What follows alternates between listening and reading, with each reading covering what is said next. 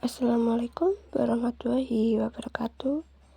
Saya di sini akan menjelaskan tentang artificial intelligence atau biasanya disebut dengan AL. Sebelum itu, perkenalkan, nama saya Suheni. Saya prodi dari Teknik Elektro kelas A, NIM saya 230612007. Definisi artificial intelligence atau bisa disebut dengan AL adalah kemampuan suatu mesin untuk menirukan kecerdasan manusia melalui pembelajaran dan pengalaman. AL dapat memproses data secara kompleks dan menghasilkan keputusan. Subbidang ilmu komputer yang ditujukan untuk pengembangan komputer yang mampu melakukan hal-hal yang biasanya dilakukan oleh manusia, khususnya hal-hal terkait dengan orang-orang bertindak cerdas. Gampangnya, implementasi dari konsep AL akan membuat mesin menjadi mirip seperti manusia atau robot cerdas.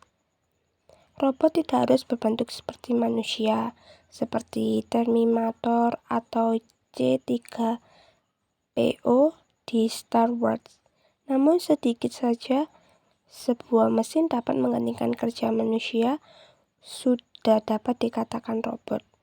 Sebagai contoh, sebuah mesin akan khusus didesain untuk memindahkan barang, seperti dengan kerja sebuah lengan atau tangan manusia, dan tidak sudah bisa disebut robot.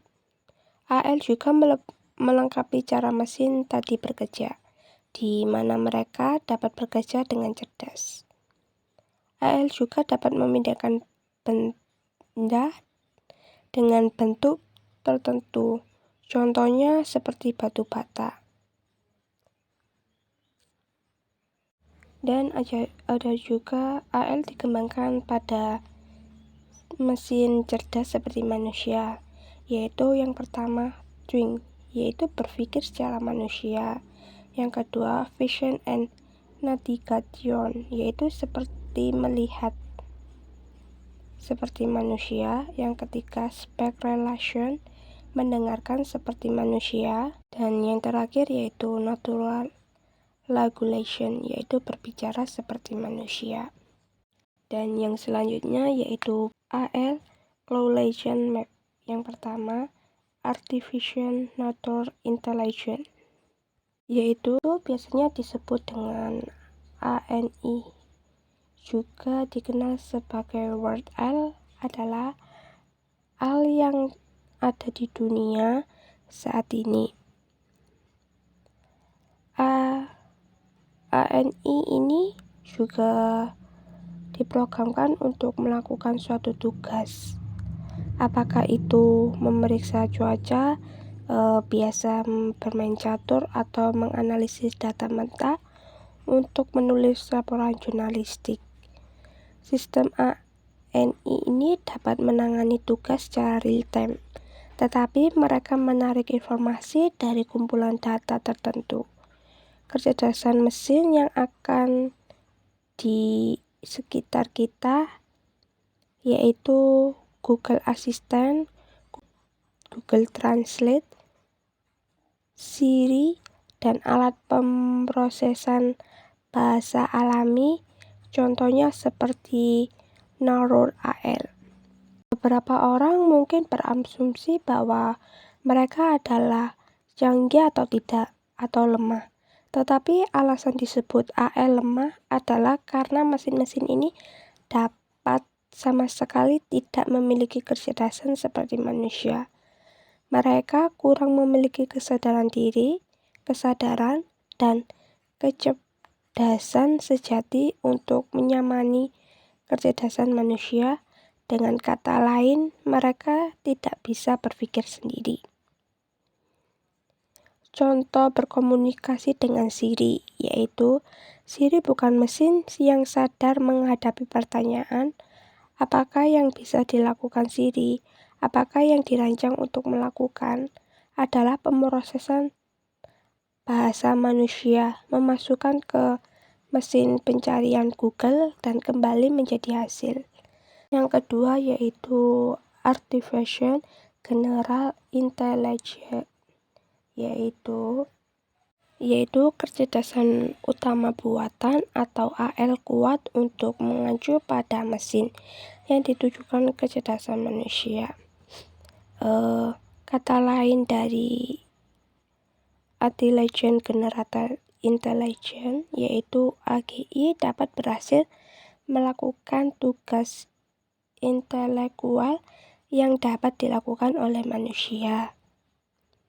Jenis AL dapat kita lihat di dalam film seperti Heart atau film fisik ilmiah yang dimana manusia berinteraksi dengan mesin dan sistem operasi yang disadari, hidup didorong oleh emosi dan kesadaran diri.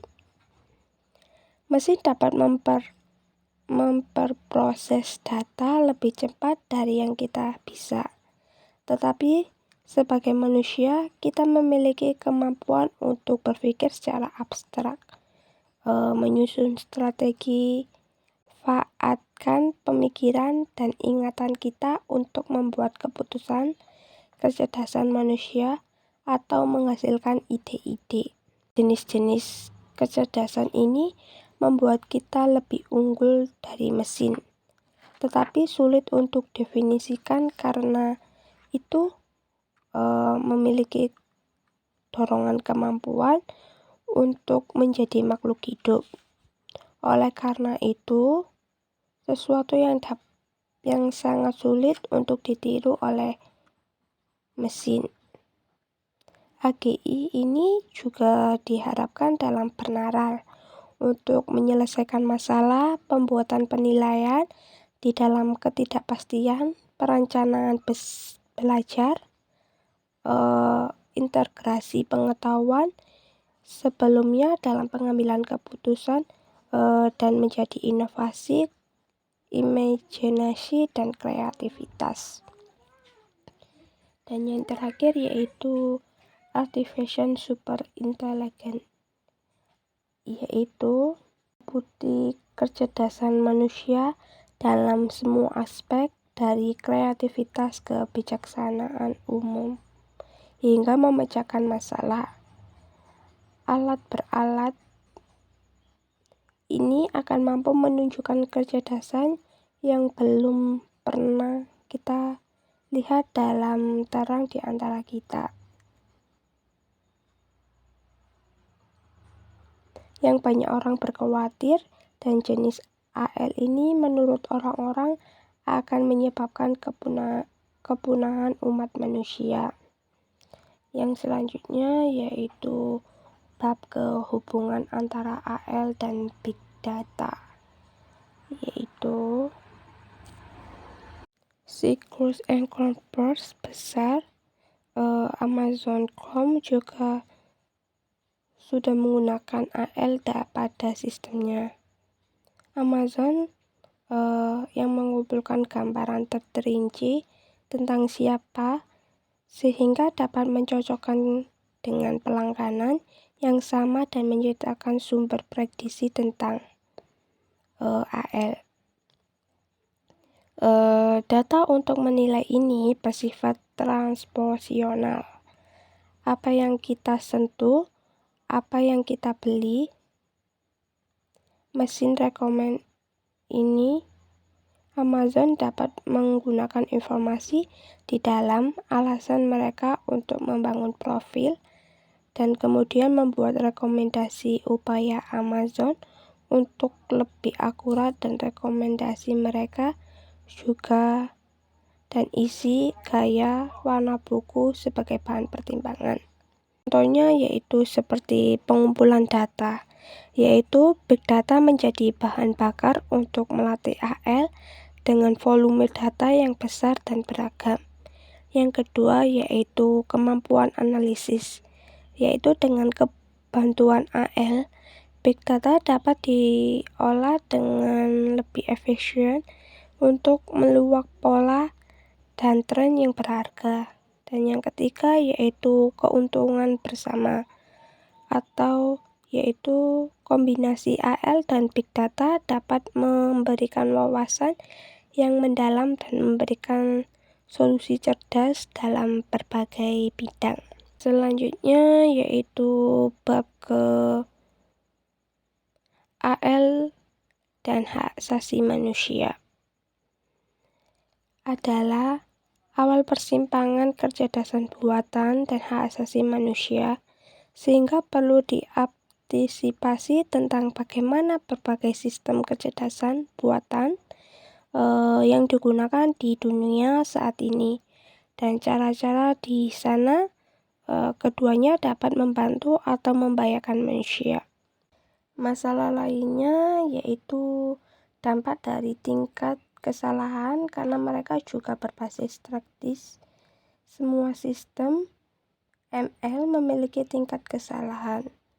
Meskipun dalam banyak kasus sistem ML jauh dari lebih akurat daripada manusia, ada banyak dalam mengasumsi bahwa hanya karena prediksi sistem lebih akurat daripada manusia, hasilnya tentu lebih baik, bahkan jika tingkat kesalahannya mendekati 0 dalam alat dengan jutaan penggunaan ribuan dapat mempengaruhi oleh tingkat kesalahannya.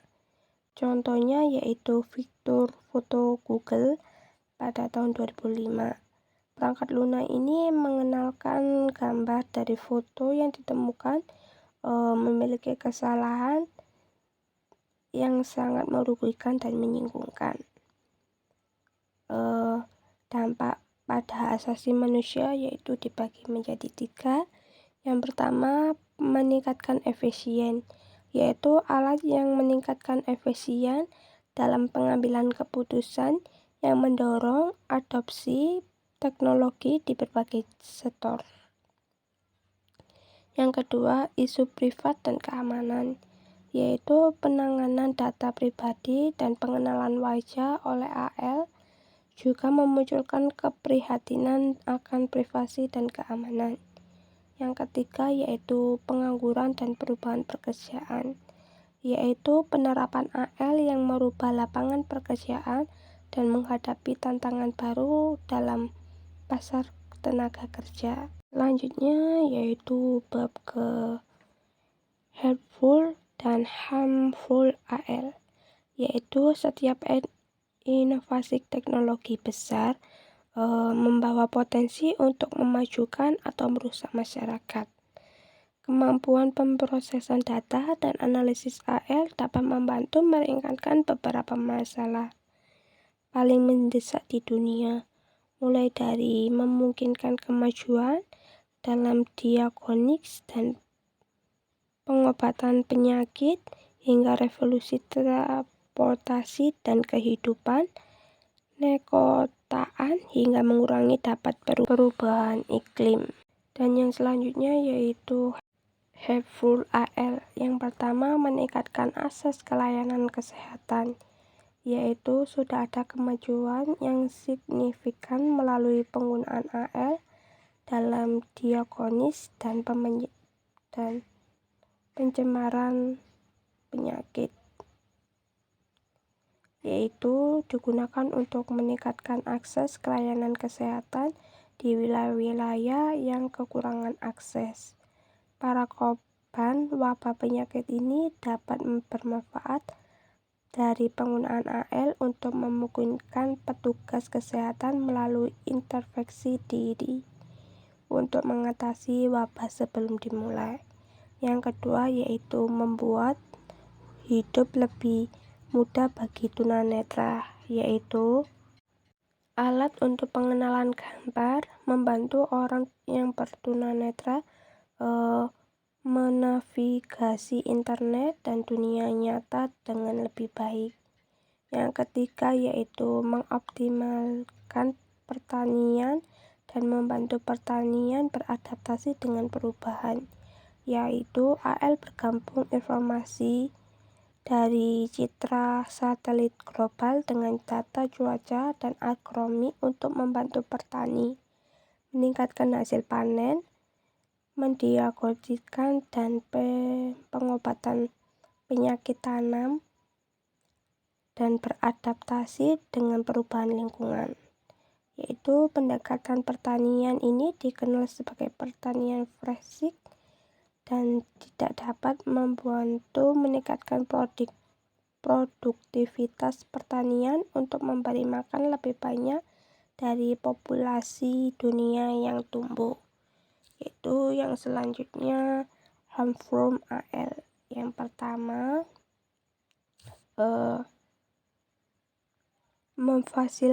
memfasilitasi pengawasan massal, yaitu mengingatkan bahwa AL menyediakan kapasitas untuk memproses dan menganalisis beberapa aliran data secara real-time. Tidak mengherankan bahwa itu semua digunakan untuk memungkinkan pengawasan massal di seluruh dunia. Contoh paling umum dan berbahaya dari penggunaan ini adalah penggunaan AL dapat berangkat lunak pengenalan wajah meskipun berteknologinya masih belum sempurna. Pemerintahan mencari teknologi pengenalan wajah sebagai alat untuk memantau warganya, memfasilitasi profil kelompok-kelompok tertentu, dan bahkan mengidentifikasi dan penemuan individu.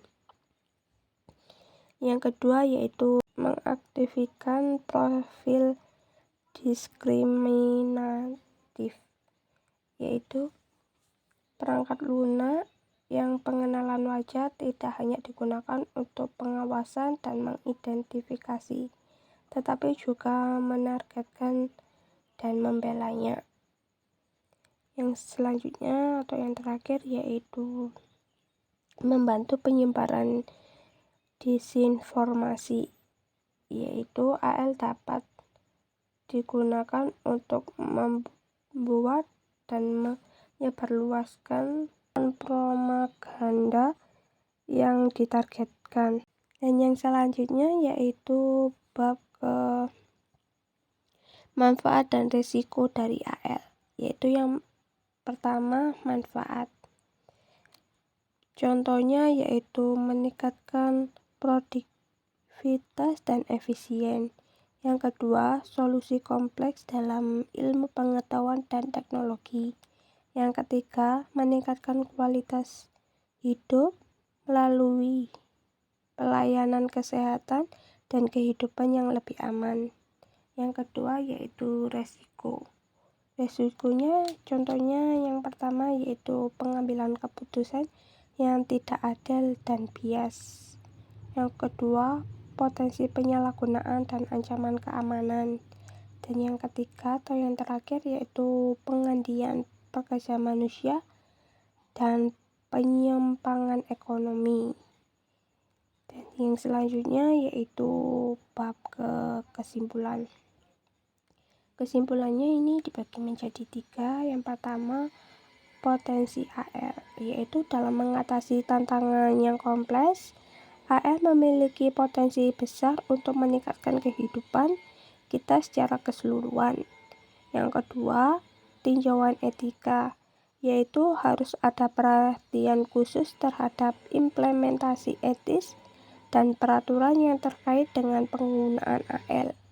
Yang ketiga, pendidikan dan penelitian, yaitu investasi dalam pendidikan dan penelitian AL dapat sangat penting untuk mempersilakan.